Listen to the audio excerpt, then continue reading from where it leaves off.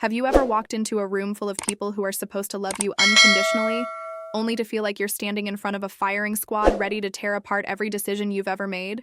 That's exactly what happened to me at my family reunion last summer, and honestly, it was the wake-up call I didn't know I desperately needed. I'm talking about the kind of experience that makes your stomach turn, your palms sweat, and your mind race with 1,000 comebacks you wish you had the courage to say out loud.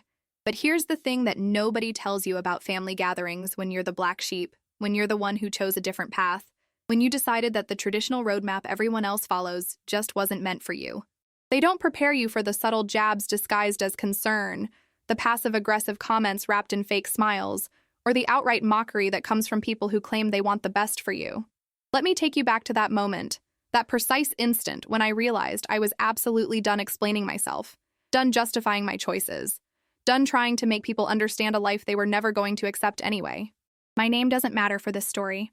What matters is that I'm someone who made decisions that didn't fit the mold, someone who chose passion over security, adventure over stability, and authenticity over approval. I'm someone who decided that living a life true to myself was more important than living a life that looked good to everyone else. And for the longest time, I thought I owed people explanations. I thought if I could just make them understand my reasoning, if I could articulate my dreams clearly enough, if I could show them the logic behind my madness, they would finally get it. They would finally see that I wasn't throwing my life away. I wasn't being irresponsible or foolish. I was simply being brave enough to bet on myself when the odds weren't in my favor. But that reunion, that gathering of aunts, uncles, cousins, and extended family members I barely knew but who somehow felt entitled to have opinions about my life, that was the day everything shifted. I want you to understand something before I dive deeper into this story, before I peel back the layers of hurt, frustration, and ultimate liberation that came from that experience. This isn't just about me feeling sorry for myself or looking for sympathy. This is about something so much bigger than one family reunion or one person's struggle with acceptance. This is about the universal truth that so many of us face but rarely talk about openly, the fact that the people closest to us, the ones who are supposed to champion our dreams and celebrate our victories, are sometimes the very ones who hold us back with their doubts, their fears, and their inability to see beyond their own limited perspectives. I've spent years, literal years of my life trying to bridge the gap between who I am and who my family thinks I should be.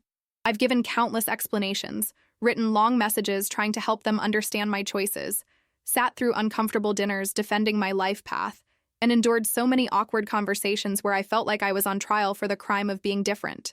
And you know what I learned? I learned that some people don't want to understand. They don't want explanations.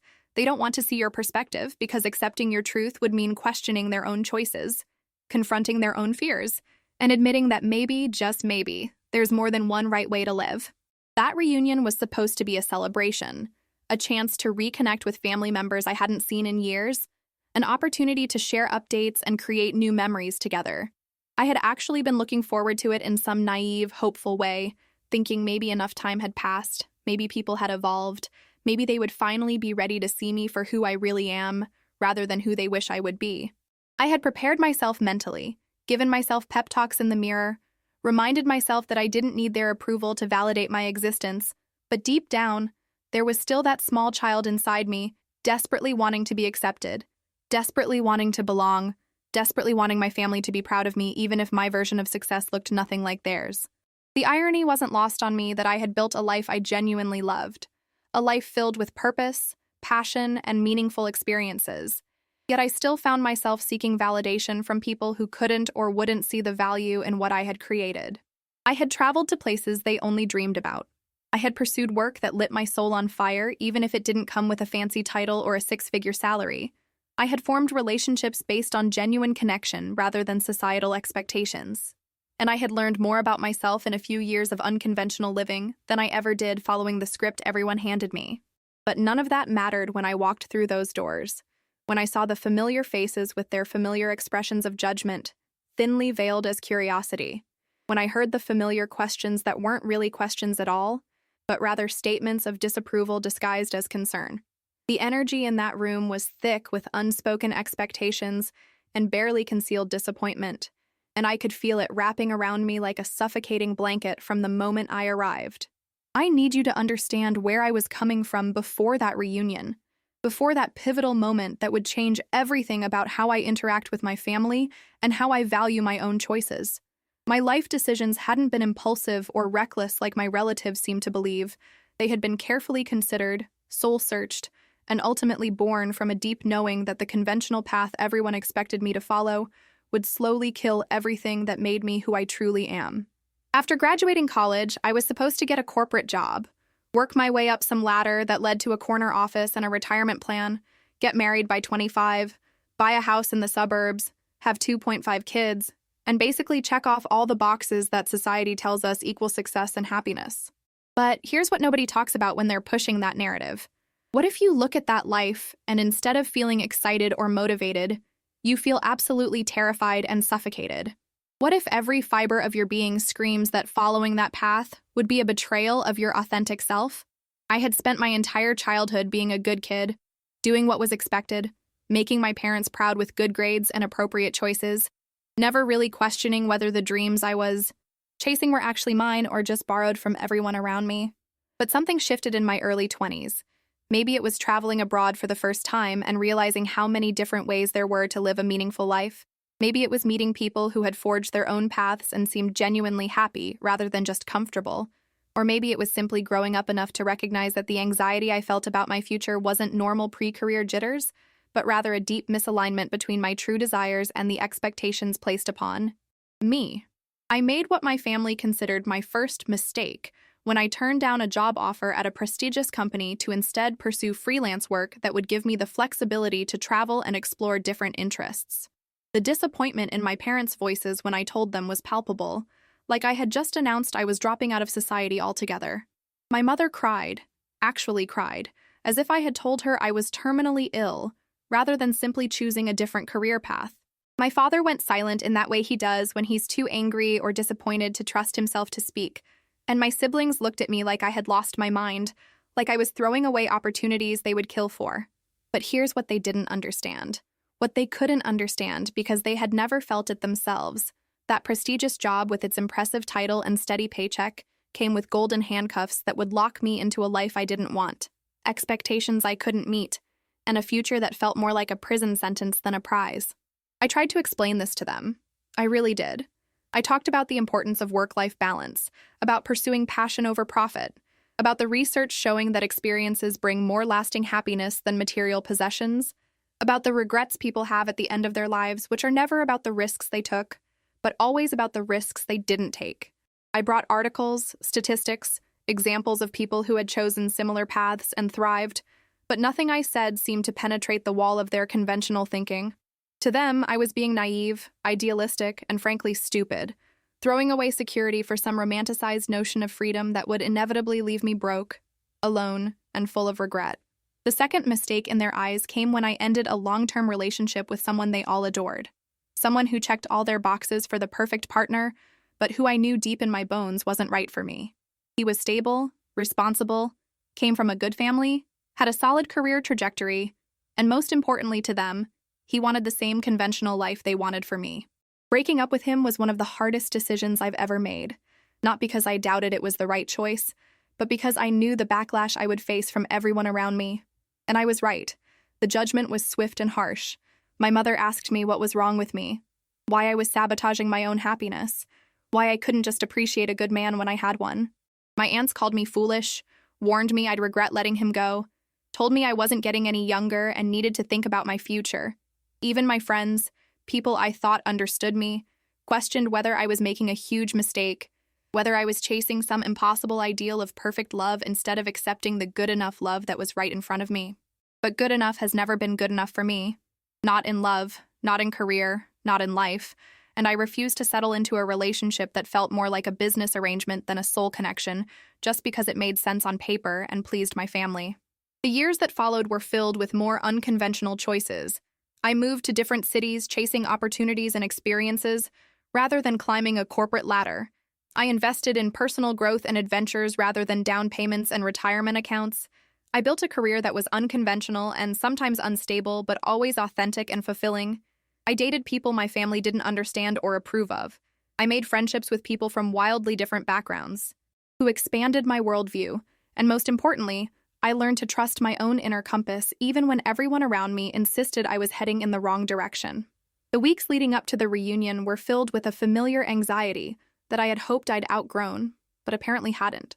That churning in my stomach whenever I thought about facing my extended family and their inevitable questions and judgments about my life. I found myself rehearsing conversations in my head, preparing responses to the questions I knew were coming, the ones that always came. Questions that seemed innocent on the surface but were loaded with criticism and disappointment. How's work going? Which really meant, do you have a real job yet? Are you still doing that freelance thing? When are you going to settle down into something stable? Are you seeing anyone special? Which really meant, why are you still single? What's wrong with you that you can't maintain a relationship? Don't you want to get married and have kids before it's too late? Where are you living these days? Which really meant, are you still moving around like a nomad? When are you going to buy a house and put down roots like a responsible adult? I had been through this dance so many times before, at previous gatherings, at holiday dinners, in phone calls with relatives who felt entitled to weigh in on my life choices despite barely knowing me. And every time I had tried so hard to make them understand, to explain my reasoning, to justify my decisions, to prove that I wasn't just aimlessly wandering through life, but rather intentionally crafting an existence that aligned with my values and brought me genuine joy. But their inability to understand or accept my choices had worn me down over the years, each conversation leaving me feeling more defensive, more exhausted, more like I was constantly having to prove my worth and my choices to people who had already made up their minds about me. I remember sitting in my apartment a week before the reunion, staring at my closet and trying to decide what to wear, which might seem like a trivial concern, but it wasn't. It was strategic, because I knew my appearance would be scrutinized and judged just like everything else about me. If I dressed too casually, they'd see it as proof I wasn't taking life seriously. If I dressed too nicely, they'd wonder where I got the money and whether I was being financially irresponsible. If I wore anything too fashionable or unique, they'd think I was trying too hard or being attention-seeking. There was literally no way to win. My best friend called me during this wardrobe crisis and could hear the stress in my voice. She asked me why I was even going to this reunion if it caused me so much anxiety, why I continued to subject myself to people who clearly didn't appreciate or accept me, and honestly, I didn't have a good answer. Part of it was obligation, the sense that family gatherings were something you just did, that skipping out would create more drama than attending, that I'd be labeled as difficult or problematic if I didn't show up.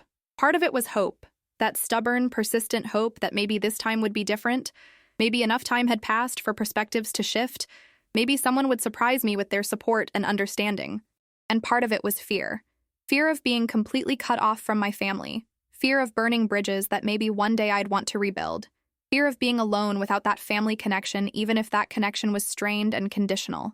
So I decided to go. I picked an outfit that was neither too casual nor too formal, packed my bag, rehearsed my coping strategies for dealing with difficult relatives, and drove the 3 hours to my aunt's house where the reunion was being held, giving myself pep talks the entire way about staying calm, not taking the bait, remembering that their opinions didn't define my worth, and protecting my peace above all else. I listened to podcasts about setting boundaries with family. I called my therapist for a last-minute phone session to fortify my emotional armor. I made a playlist of empowering songs that reminded me of my strength and my right to live life on my own terms, and I genuinely believed I was prepared for whatever might happen. I told myself I'd stay for a few hours, make the rounds, be polite but distant, and then leave before things could get too uncomfortable. I had an exit strategy planned, and I was determined to stick to it. But you know what they say about the best-laid plans? Sometimes life has other ideas. Sometimes the universe decides you need to learn a lesson you didn't know you needed. Sometimes the breaking point you've been avoiding for years finally arrives whether you're ready for it or not. Walking through the front door of my aunt's house felt like entering a different dimension, one where I was perpetually 14 years old, and everyone still saw me as the kid I used to be rather than the adult I had become. The smell of my aunt's cooking hit me first, familiar and comforting in a way that contradicted the tension already building in my shoulders, and I could hear the buzz of conversation and laughter coming from the backyard where most people had gathered. I took a deep breath, plastered on what I hoped was a confident smile, and made my way through the house toward the patio doors, knowing that the moment I stepped outside, I would become the subject of scrutiny, the topic of whispered conversations, the family member everyone had opinions about. My cousin Sarah spotted me first, and to her credit, she rushed over with genuine warmth, wrapping me in a hug that actually felt real. She had always been one of the few relatives who didn't judge me, who seemed to understand that different didn't mean wrong, and her presence gave me a momentary sense of relief. We chatted for a few minutes about her new job and my recent trip to Portugal. Normal conversation that felt like a temporary shelter from the storm I knew was coming. But I could see other relatives noticing my arrival, could feel their eyes tracking me, could practically hear their thoughts forming judgments and preparing questions. My Uncle Tom approached next, and unlike Sarah's warm greeting, his felt performative, the kind of hello that's really more of an assessment, looking me up and down as if trying to figure out what was different or wrong about me since he'd last seen me. He immediately launched into questions about work, not because he cared, but because he wanted ammunition, and I gave him vague but positive responses, trying to avoid giving him anything concrete to criticize, but I could see the disapproval in his eyes even before I finished speaking. That look that said he had already decided my life was a mess and nothing I said would change his mind.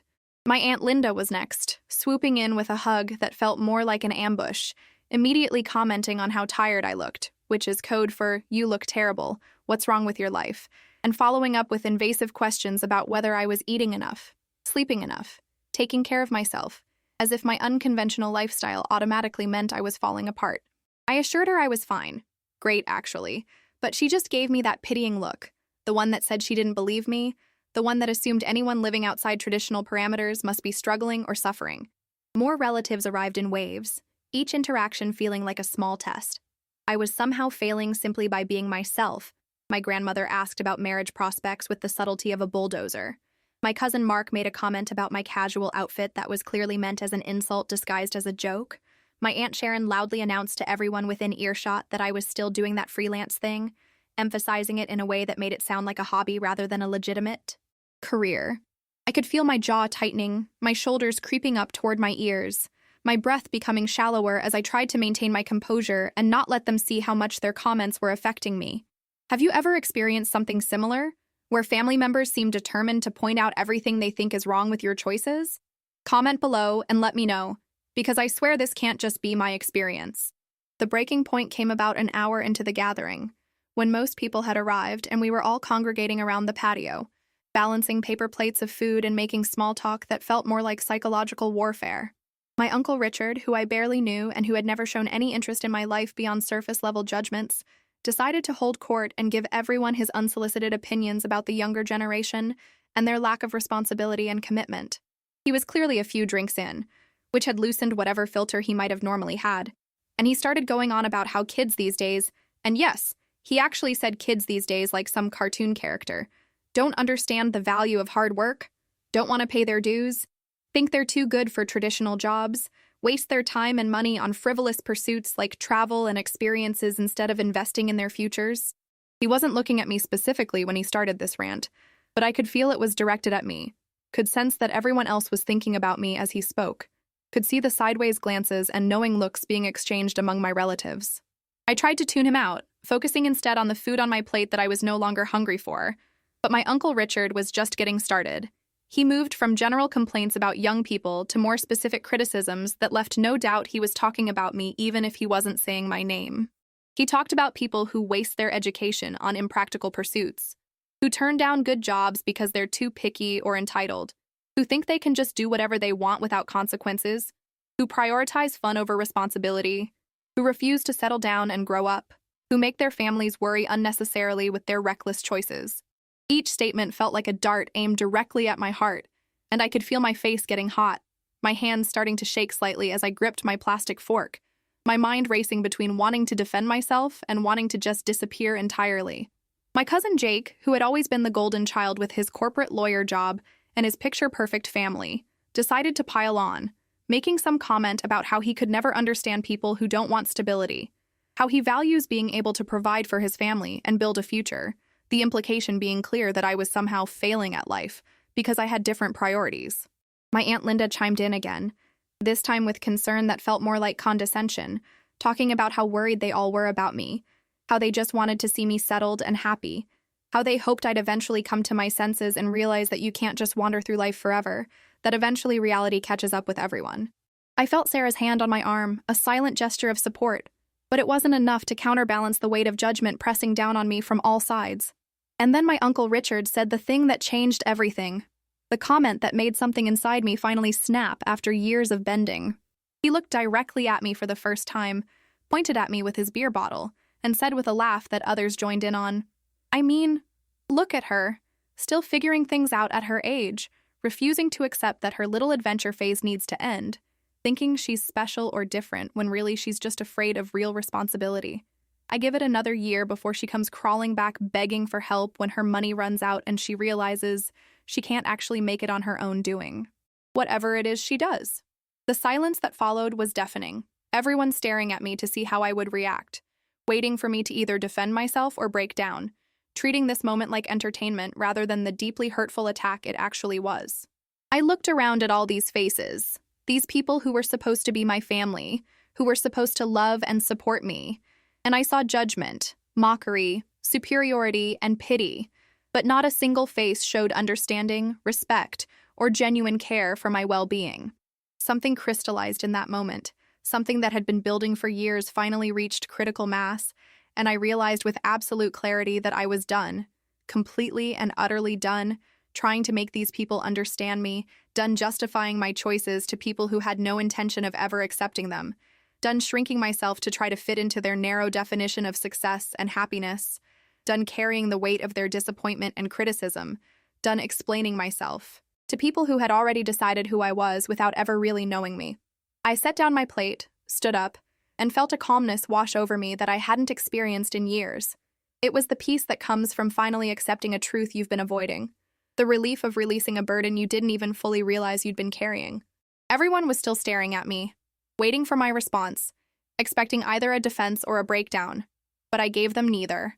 Instead, I looked directly at Uncle Richard, and then slowly around at the whole group, and I said in a voice that was steady and clear and completely devoid of the defensiveness they were expecting, "You know what? You're absolutely right about one thing. I am different, and I'm done pretending that's something I need to apologize for or explain." The shock on their faces would have been comical if the situation weren't so serious. They had never seen me stand up for myself like this, never heard me speak with this kind of conviction, never witnessed me refusing to play along with their game of judgment and defense. My heart was pounding, but not from fear or anxiety, from the adrenaline of finally standing in my truth without apology or qualification. The words kept flowing out of me like a dam had finally burst after years of holding back floods of frustration and hurt. And I knew this was my moment, the moment where I either continued the pattern of defending and explaining myself to people who would never understand, or I finally set a boundary that honored my own worth and choices regardless of their approval. I continued speaking, my voice gaining strength with each word. "I've spent years trying to help you all understand my choices, trying to explain my reasons, trying to justify why I live the way I do, trying to prove that my version of success is just as valid as yours, even though it looks completely different. And you know what I've learned? Some people don't want to understand. They don't want to see things from a different perspective.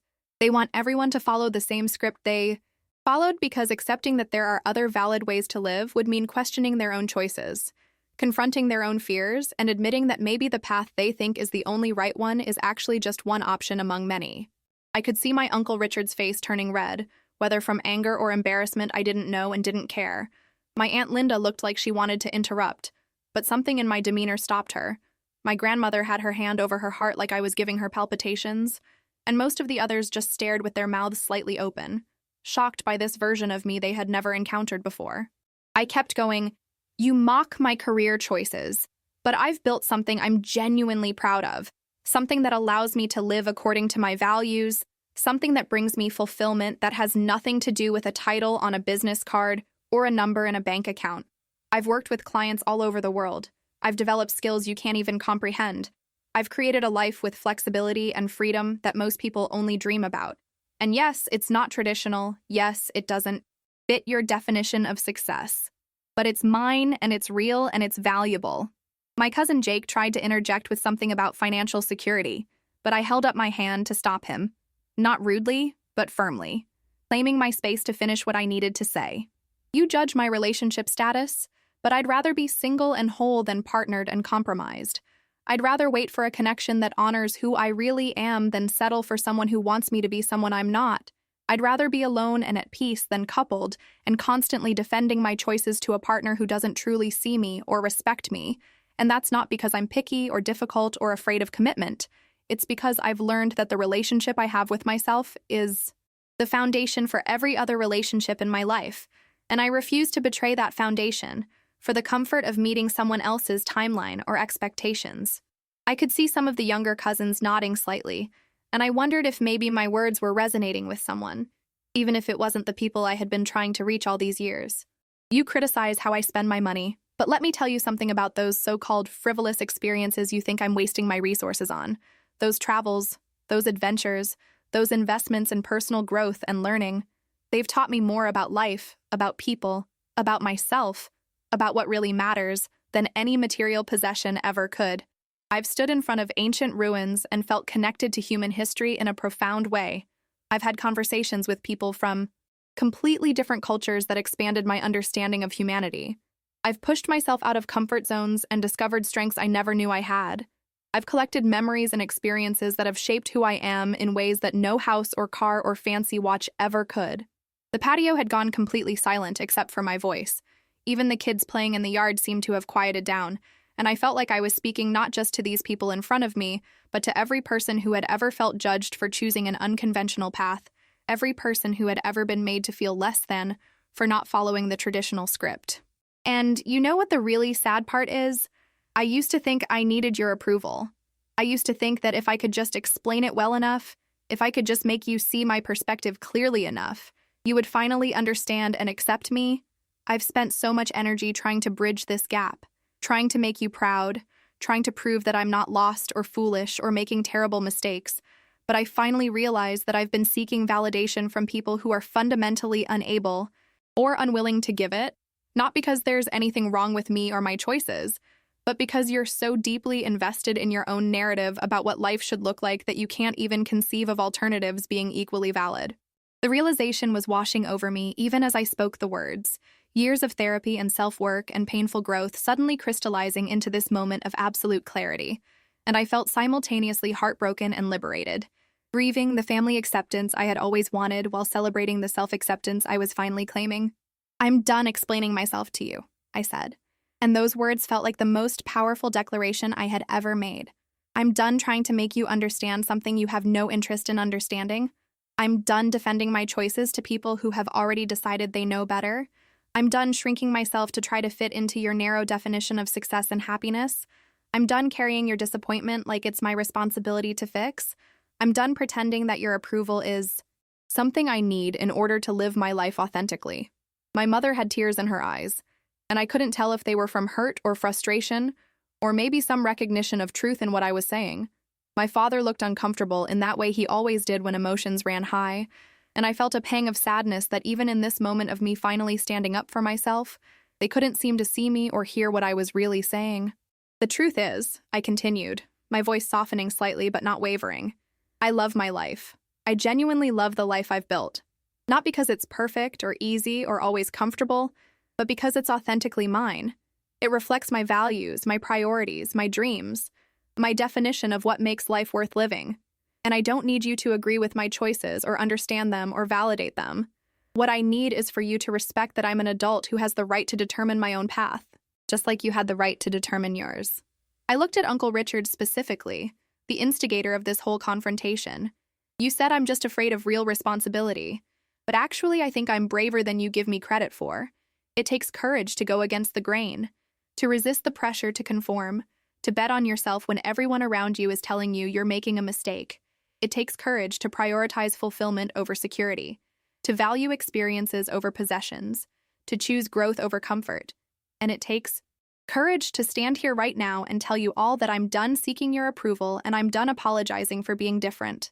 The silence was heavy and awkward, and I could see people didn't know how to respond. Some looked angry, some looked uncomfortable, some looked thoughtful, and a few, including Sarah, looked supportive and maybe even inspired. "I'm not angry at you," I said, and I meant it. The anger that had fueled the beginning of my speech had transformed into something else, something more like compassion mixed with firm boundaries. "I understand that you're operating from your own fears and limited perspectives. I understand that your criticism comes from genuine concern, even if it's expressed in hurtful ways. I understand that you probably think you're helping me by trying to steer me toward what you consider the right path. But your help isn't helpful, your concern isn't constructive, and your judgment isn't something I'm going to continue accepting." I grabbed my purse from where I'd set it on a nearby chair, making it clear I was preparing to leave. From now on, I'm going to live my life without feeling obligated to explain or justify my choices to any of you. I'll be polite at necessary family gatherings, but I won't be engaging in conversations about my life choices anymore. I won't be defending my career or relationship status or lifestyle choices. I won't be trying to convince you that I'm okay or that my life has value, because I already know those things, and your inability to see them is your limitation, not my problem to solve. Some relatives looked offended.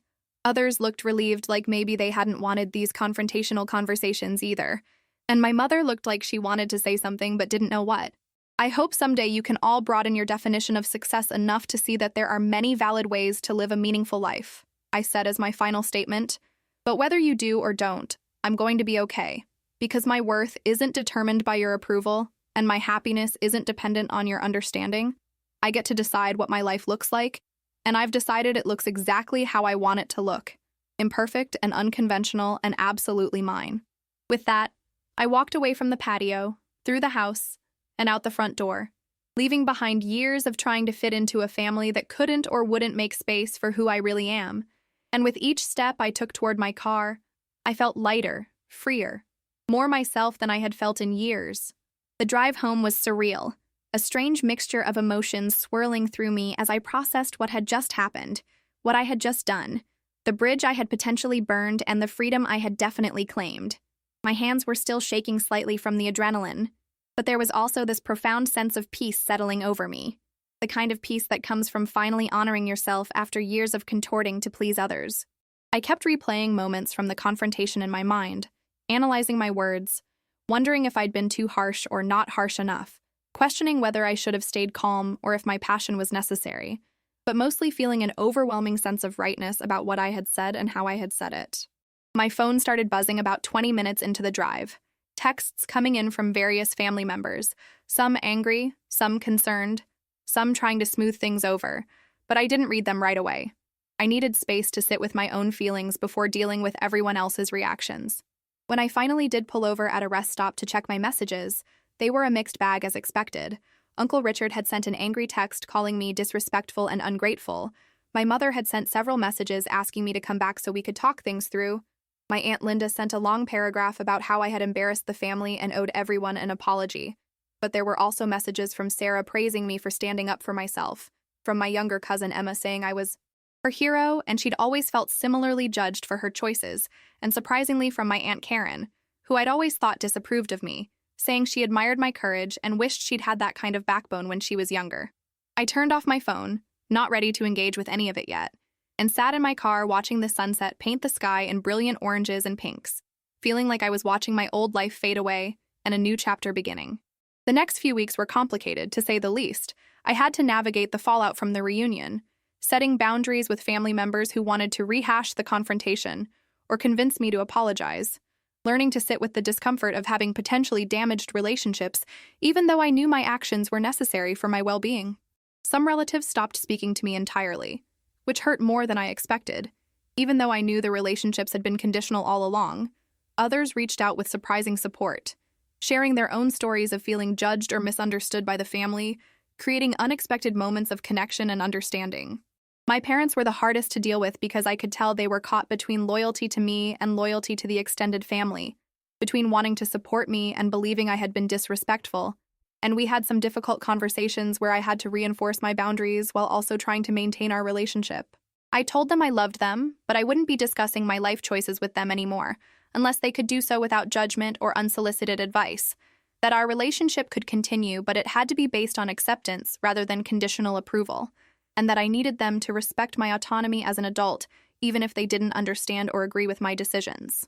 It wasn't easy, these conversations never are, but I stayed firm in my boundaries even when they pushed back, even when my mother cried and said I was breaking her heart, even when my father accused me of being selfish and immature. I realized through this process that setting boundaries often feels mean or harsh to people who benefited from you having none, and that the discomfort others feel when you start honoring yourself is not your responsibility to manage or fix. The most surprising outcome of the whole situation was how much it changed my relationship with myself. For the first time in my life, I wasn't performing for an audience, wasn't trying to justify my existence, wasn't carrying the weight of others' expectations and disappointments. I made decisions based purely on what felt right for me without the constant background noise of family judgment clouding my clarity, and it was incredibly liberating. I pursued opportunities I might have hesitated on before because I was worried about how they'd look to my family. I dated people I genuinely connected with without wondering if they'd pass family approval. I spent money on experiences that brought me joy without feeling guilty about not saving for a down payment on a house I didn't want.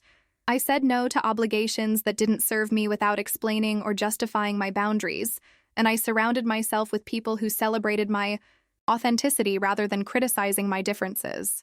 Looking back now, months after that pivotal family reunion, I can see it as one of those defining moments that divides your life into before and after. Before, I understood that seeking approval from people who fundamentally disagree with your life choices is a losing game, and after I learned that self-approval is the only approval that actually matters. I won't pretend the aftermath has been all sunshine and rainbows. Choosing authenticity over acceptance comes with real costs. I've missed family events rather than subject myself to judgment and criticism. I've had to grieve the relationship with my family that I always wanted but never actually had. I've faced moments of doubt, wondering if I made the right choice by standing up for myself so forcefully. And I've had to actively work on not seeking validation from other sources to replace the family validation I'd been chasing for so long. But here's what I've gained that far outweighs what I've lost. I've gained self-respect that comes from honoring my truth even when it's uncomfortable. I've gained clarity about who I am and what I want without the constant static of others' opinions drowning out my inner voice. I've gained authentic relationships with the family members who can accept me as I am, which are fewer but infinitely more valuable than the conditional relationships I had before. I've gained confidence in my ability to stand up for myself and set boundaries even with people I love. And I've gained a deep sense of peace that comes from living in alignment with my values, rather than contorting to fit others' expectations. The most important thing I've learned through this experience is that you don't owe anyone explanations for your life choices. Not your family, not your friends, not society at large. Your life is yours to design, yours to live, yours to define success within, and the people who truly love you will respect your autonomy even when they don't understand your choices. I've also learned that some people are so deeply invested in their own narrative about how life should be lived that they literally cannot see alternative paths as valid. And trying to make them understand is like speaking different languages. You can explain yourself until you're blue in the face, but they'll never truly get it, because they're fundamentally operating from a different worldview. And that's okay. Their inability to understand doesn't make your choices wrong. It just means you're meant for different paths. And forcing connection where there's fundamental misalignment only leads to pain and resentment on both sides. I've stopped viewing my unconventional choices as things that need defending or explaining and started viewing them simply as my choices. Neutral facts about how I've decided to live, rather than controversial statements requiring justification. This shift in perspective has been incredibly freeing. When someone asks me about my life now, I answer factually and briefly without the defensive energy I used to carry. And if they respond with judgment, I no longer feel compelled to change their mind. I simply acknowledge that we see things differently and move on. Some family members have slowly started reaching out with more respect and less judgment. I think seeing me hold my boundaries firmly has actually earned their respect in a way my previous attempts to please them never did. People respond to confidence and conviction, even if they disagree with the content of what you're confident about. Others remain distant or critical, and I've made peace with that too. Not everyone is meant to understand you. Not everyone is meant to be close to you. And that's actually healthy. We're allowed to have different types of relationships with different people, including family, and we're allowed to protect our peace by limiting contact with people who consistently make us feel bad about ourselves. If you're reading this or listening to my story and feeling seen, if you've struggled with family judgment about your unconventional choices, if you've spent years trying to make people understand why you live the way you do, if you've questioned your own decisions because of others' disapproval, I want you to hear this directly from someone who's been exactly where you are. You don't owe anyone explanations. You don't need anyone's permission to live your life according to your values. You don't have to shrink yourself to make others comfortable, and you don't have to keep trying to bridge a gap that other people aren't willing to meet you halfway across. Your life is yours, not a democracy where everyone gets a vote, not a performance that requires audience approval, not a project that needs to meet someone else's specifications. It's yours, and you get to decide what it looks like. I'm not saying you should be reckless or ignore all advice or refuse to consider other perspectives. Growth requires being open to feedback and willing to examine your choices critically. But there's a huge difference between genuinely considering input from people who know and respect you and constantly defending yourself to people who have already decided you're wrong. Learn to distinguish between the two. Learn to recognize when someone's criticism is coming from a place of genuine care versus their own fear or judgment, and give weight accordingly. The people who truly love you might not always understand your choices, but they'll respect your right to make them. They'll ask questions to understand rather than questions to trap or criticize. They'll express concern without demanding you change. They'll offer perspective without insisting you adopt theirs. And they'll ultimately support you even when they wouldn't make the same choices themselves. Those are the relationships worth nurturing. Those are the people whose opinions should carry weight in your life. Everyone else is just background noise that you can acknowledge and then ignore. I also want to acknowledge that standing up for yourself to family is terrifying. These are people whose approval we've been programmed to seek since childhood. Going against them feels like going against our fundamental need for belonging and acceptance, and the fear of being rejected or cut off from family is very real and very valid. But living in constant defense of yourself, constantly trying to prove your worth, constantly dimming your light to make others comfortable, that's a slow death of your authentic self, and at some point you have to decide which is worse, the acute discomfort of setting boundaries and potentially losing relationships, or the chronic pain of living inauthentically to maintain relationships that require you to be someone you're not. For me, once I experienced the freedom of living without that constant weight of judgment and expectation, there was no going back. Even in the hardest moments of navigating family fallout, I never regretted standing up for myself, because I finally understood that I'm the one who has to live with my choices. I'm the one who has to look at myself in the mirror every day. I'm the one who will lie on my deathbed reviewing my life, and I want to be proud of the life I lived rather than regretful. About the life I didn't live because I was too busy trying to please everyone else. Have you ever felt trapped between living your truth and keeping family peace? Share your experience in the comments because I know so many of us struggle with this. And there's power in knowing we're not alone in these challenges. The journey to self-acceptance and authentic living is ongoing. I still have moments of doubt, still occasionally catch myself seeking validation, still feel twinges of sadness about the family relationships that aren't what I wish they could be. But overall, I'm happier, more confident, more at peace, and more myself than I've ever been. My career continues to thrive in its unconventional way. I've taken on projects that excite me without worrying about how they'll sound to relatives. My relationships are deeper and more authentic because I'm no longer accepting connections that require me to hide parts of myself. I'm dating someone amazing who loves and celebrates exactly who I am. And most importantly, I wake up every day feeling like I'm living my life rather than performing a version of life that others scripted for me. So here's my call to action for you. Whether you're dealing with judgmental family members or critical friends or a society that tells you there's only one right way to live, I want you to really examine whose approval you're seeking and why. Ask yourself if those people have earned the right to influence your decisions, if they know you well enough to advise you, if they have your best interests at heart or their own comfort in mind, if they're speaking from wisdom or fear, if they're trying to help you or control you. Be brutally honest with yourself about these questions, because the answers will help you determine whose opinions deserve weight in your life. Then I want you to practice something revolutionary. Make decisions based on what you actually want, what aligns with your values, what brings you fulfillment and joy, without the constant background calculation of how others will react. Start small if you need to. Choose one area of your life where you're going to stop explaining and justifying yourself, one relationship where you're going to set a boundary, one decision you're going to make purely for yourself without seeking anyone's approval. Notice how it feels, notice the discomfort, but also notice the relief, the freedom, the sense of coming home to yourself. And when people push back, because they will, practice this simple response.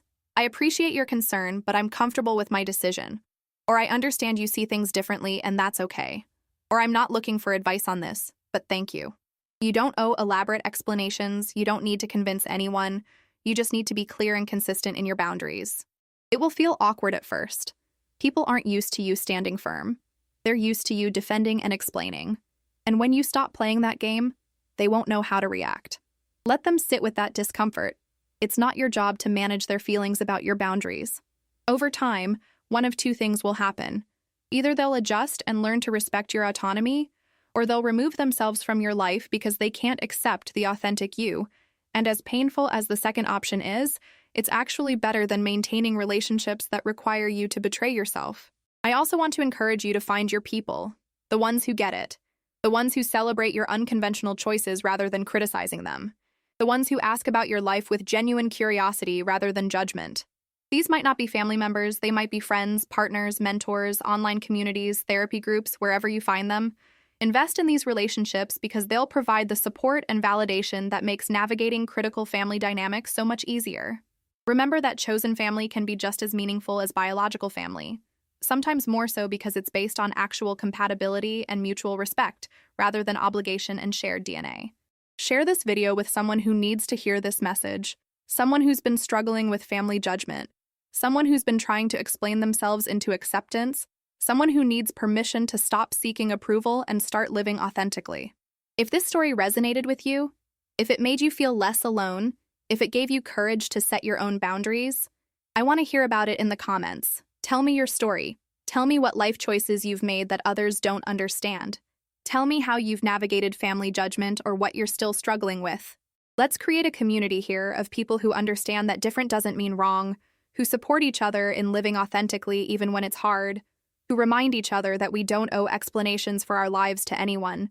And if this content helped you, if it gave you a new perspective or validation you needed, please hit that like button. It really does help more people find these stories and realize they're not alone in their struggles.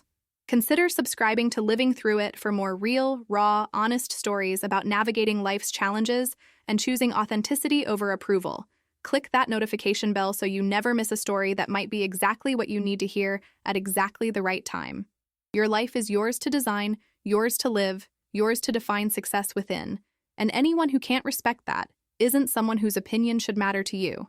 Stop explaining, stop justifying, stop performing, and start simply being yourself unapologetically, because that's where real freedom, real joy, and real peace live. Thank you for listening to my story.